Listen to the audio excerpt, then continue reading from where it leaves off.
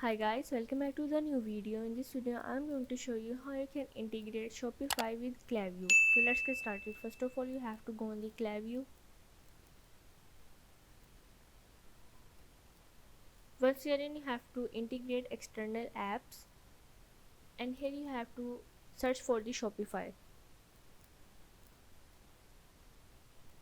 and add and click on the add integrate. Here you have to add the store URL. You have to go to Shopify and go on the settings and copy the URL code from here and paste on Klaviyo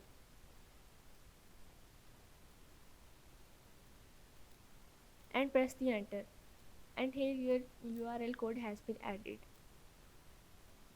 Now you can also go on the advanced. You can update Shopify customer profile with Klaviyo data. So yeah, this is how you can integrate Shopify with the Klaviyo.